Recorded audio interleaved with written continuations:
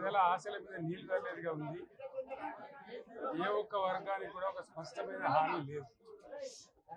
రాష్ట్ర రైతులను పొగుడుతున్నట్టుగానే పొగుడుతూ వెన్నుపోటు పొడిచింది ఈ ప్రభుత్వం. ఖచ్చితంగా స్పష్టంగా వాళ్ళ వైఖరి చెప్పినారు.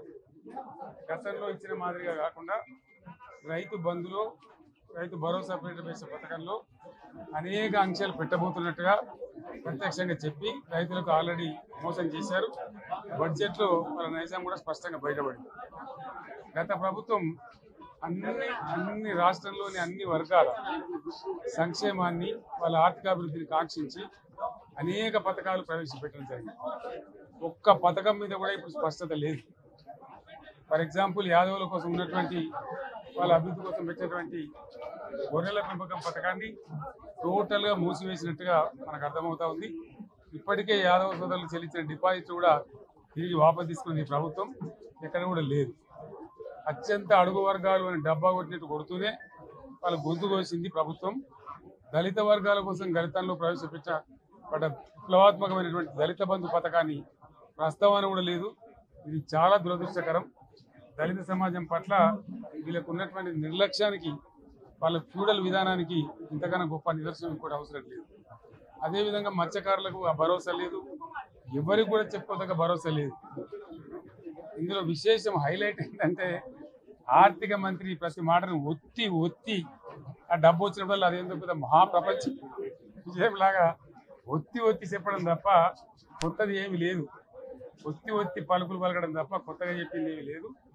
ఏ ఒక్క కొత్త సంక్షేమ పథకం కానీ ఏది కూడా లేదు. మహిళల పట్ల కూడా చాలా స్పష్టంగా చెప్పాల్సిన అవసరం ఉండే.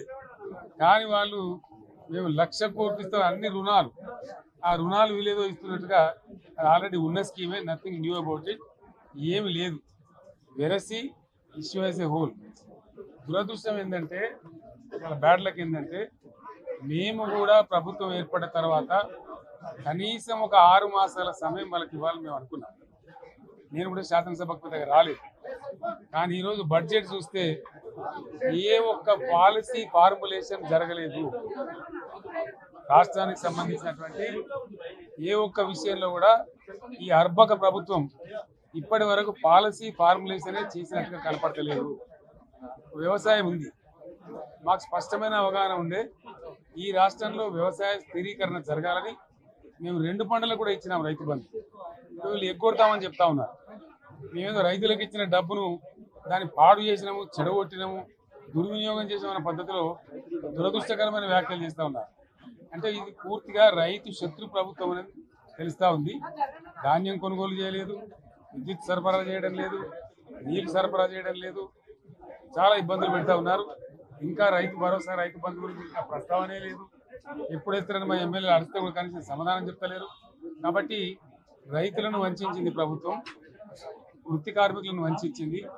ఒక్క పాలసీ, ఇండస్ట్రియల్ పాలసీ ఏమిటి? ఏమి లేదు. బట్టి గ్యాస్ ట్రాష్ పంచరంగ ఈస్మాన్ కలర్ లాగా చెప్పడం తప్ప, స్టోరీ టెల్లింగ్ లాగా ఉన్నది తప్ప బడ్జెట్ చెప్పినట్టు లేదు.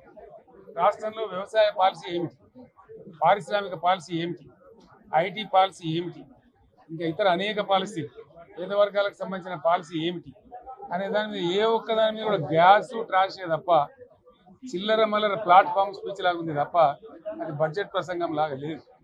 రాజకీయ సభలలో చెప్పినట్టుంది తప్ప ఏ ఒక్క పాలసీని కూడా నిర్దిష్టంగా ఈ పనిని మేము ఎట్లా సాధిస్తాం, మా గోల్స్ ఇవి, మా టార్గెట్స్ ఇవి అనే పద్ధతి కానీ పద్దు కానీ లేదు. ఇది పేదల బడ్జెట్ కాదు, రైతుల బడ్జెట్ కాదు, యువల బడ్జెట్. విశ్లేషణలో మీకు తెలుస్తుంది. భవిష్యత్తులో బ్రహ్మాండంగా మేము దీన్నంతా కూడా చీల్చి చెండాడబోతాం. Thank you.